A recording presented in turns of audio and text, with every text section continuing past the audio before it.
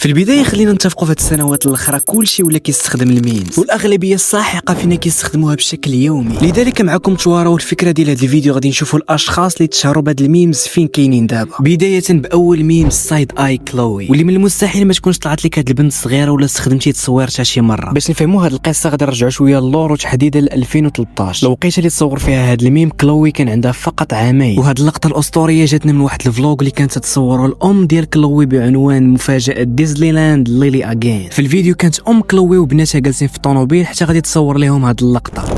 هاي كلوي.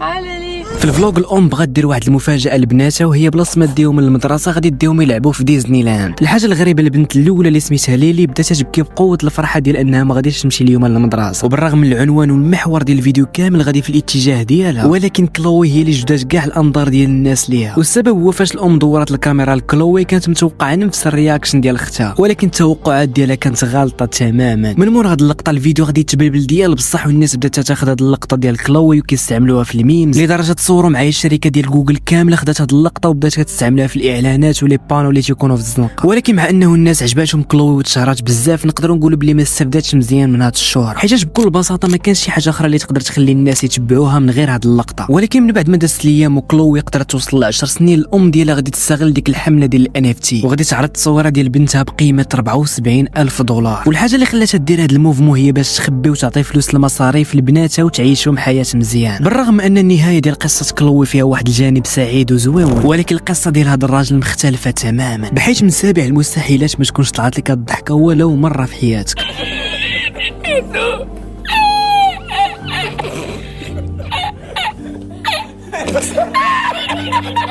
الشخص اللي في الفيديو سميتو الحقيقيه الريسيستا، ومن السميه ديالو غادي نعرفوا بلي انه ممثل كوميدي في اسبانيا. اللقطه اللي شفناه دارت بوم في جميع وسائل التواصل، جاتنا من واحد الانترفيو دارته مع واحد القناه في اسبانيا عام 2007. وبالرغم ان الكلام اللي كان في هذه المقابله غير مفهوم، ما تصوروش كميه ديال الناس اللي بدات كتستعمل هاد الضحكه في جميع البلايص ولحد الان. ولكن مع الاسف كما قلت لكم في الاول، من مورا هاد الضحكه كانت واحد القصه مختلفه تماما. في هذه المقابله ملي داروا لها الترجمه غادي نكتشفوا انه قبل ما يضحك كان كيعاود للمذيع المواقف القاصحه اللي كان يعيشها فاش كان يغسل الماعن في واحد السفينه، وعلى الرغم من المواقف القاصحه اللي كان يقولها كان من موراها كيضحك، الحاجه اللي خلات كلشي يضحك معاه. ولكن من بعد ما داز تقريبا 8 سنين على هذه المقابله، خونا الريسيستا غادي يكتشف باللي عنده السكر، الحاجه اللي بزات عليه يحيد رجل رصريه باش يبقى عايش. الحاله ديالو من بعد بقات في بزاف ديال الناس اللي كانوا كيبغيوه، الحاجه اللي غادي تخليهم يديروا واحد الحمله ديال التبرعات ويجمعوا ليه على الاقل واحد شويه ديال الفلوس، نظرا انه دابا ما يقدر لا يخدم ولا يدير اي حاجه. ولكن من بعد ما دازت 5 سنين وتحديدا في 28 ابريل 2021، خوان الريسيستا غادي تزاد عليه الحال بزاف، وفي هذا النهار تحديدا غادي يعلنوا رسميا على النهايه ديالو.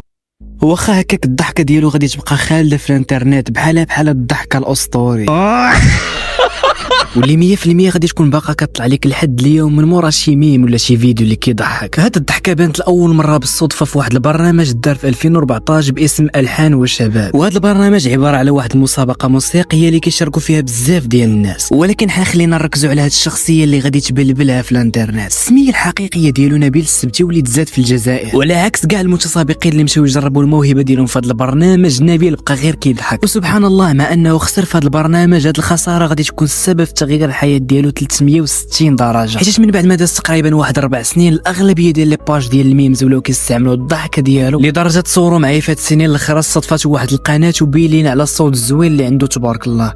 وعلاش راكي تبكي وندمانو؟ نبيل حد الان عنده واحد الكونت في انستغرام وقدر يرجع الضحكه ديالو، محتوى اللي قدرت تفوت الدول العربيه ولاو اجانب كيطروليو بالضحكه ديالو. من الميمز اللي حد الان غادي تلقاه في الانترنت وخصوصا في الستيكرز ديال واتساب هاد الدري الصغير. القصه ديال هاد الميم بانت في واحد لابليكاسيون اللي سميتها فاين، واللي ما كيعرفش فاين هي واحد لابليكاسيون بحال تيك توك، ولكن المده ديال الفيديوهات اللي كيتحطوا تما ما كتزيدش على 6 ثواني. المهم في 21 اوغست 2013 غادي تحط هاد الفيديو اللي كان فيه هاد الدري الصغير كيتسنانو بشوف واحد المطعم سميتو بوباي، حتى شويه غادي يدخل عليه واحد الواد اللي ما كيعرفوش وبدا كيصور فيه.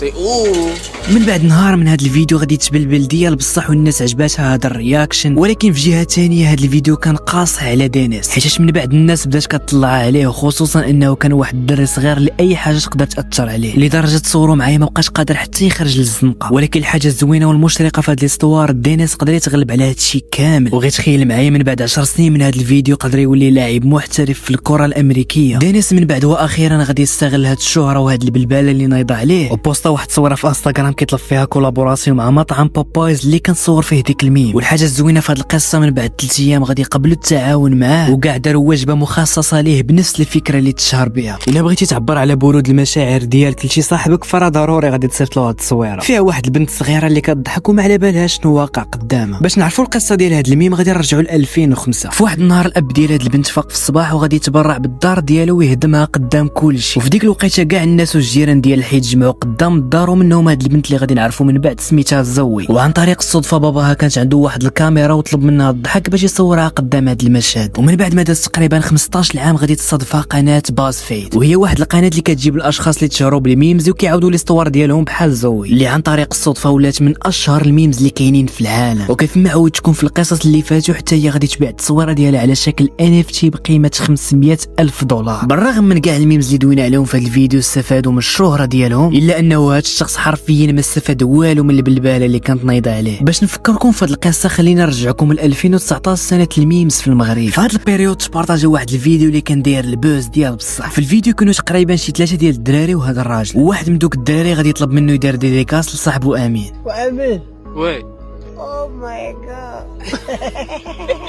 ما تصوروش من بعد شحال تبارطاجا هذا الفيديو اللي عقل على البلباله اللي كانت نايضه عليه في فيسبوك، وكاع كانوا داروا عليه واحد الريميكس ودمجوه مع الموسيقى. ولكن على عكس البقيه تنساو ما بقى دارت عليه حتى شي خبر، وبعض المرات يطلق لايفات في تيك توك، ولكن ملي دخلت نقلب على الكونت ديالو كاع ما طلع ليا. الا كنتي واحد شي مره في شي بريزونطاسيون فراه مستحيل تكون بحال هاد الدري الصغير. القصه ديال هاد الميم بدات في 1999 وتحديدا في واحد النهار جوزيف غادي يمشي يشارك في واحد البرنامج دايز في التلفازه، وبطبيعه الحال العائله ديالو كامله كانوا متحمسين وفرحانين حيت لاول مره غادي يشوفوا ولدهم الصغير دايز في التيفي. في الاول الصحفيين بداو كيسولوا المشاركين اسئله بسيطه متعلقه بالاحلام، ولكن فاش وصلت النوبه ديال جوزيف بقوه التوتر بدا غير كيخربق. Have you ever had a dream